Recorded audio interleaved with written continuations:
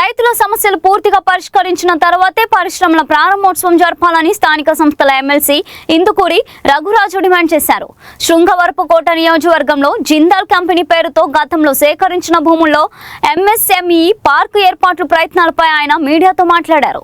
గిరిజన, దళిత రైతుల నుంచి భూములు తీసుకున్నప్పటికీ పరిశ్రమలు ఏర్పాటు చేయలేదని, వారికి సరైన పరిహారం, ఉద్యోగాలు, షేర్లు ఇవ్వలేదని ఆరోపించారు. తాటిపూడి జలాశయానికి సమీపంలో కాలుష్య కారణ పరిశ్రమలు వస్తే ప్రజల ఆరోగ్యం, తాగునీటి వనరులకు ముప్పు వాటిల్లే అవకాశం ఉందని ఆందోళన వ్యక్తం చేశారు.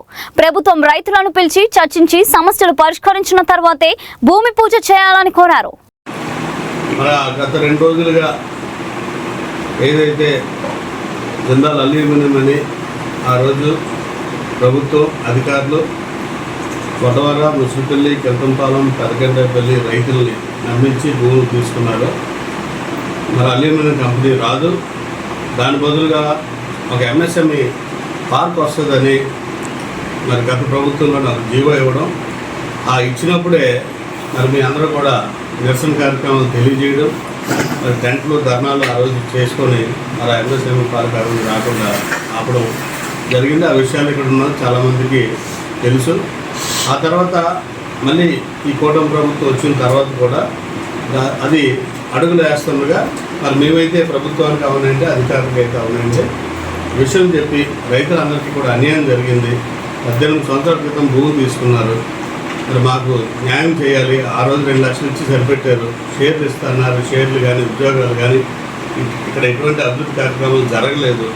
మాకు ఆ రోజు ఇస్తానన్న షేర్లు ఏదైతే 2,500,000 ఉన్నాయో ఆ డబ్బు ఈరోజు ఇస్తానన్న అన్యాయం ఒక పక్క. చాలామంది మేము భూములు సాగు చేసుకుంటున్నా మాకు ₹1 కూడా రాలేదని ఒక పక్క. మా భూములన్నీ కూడా ప్రభుత్వం జిందాల్ కంపెనీకి రిజిస్ట్రేషన్ చేసింది పిఓటి పేరు చెప్పి అని సుమారు 74 ఎకరాలకు సంబంధించిన కొంతమంది రైతులు వాళ్ళకు ₹1 కూడా అందలేదని వాళ్ళ ఒక పక్క.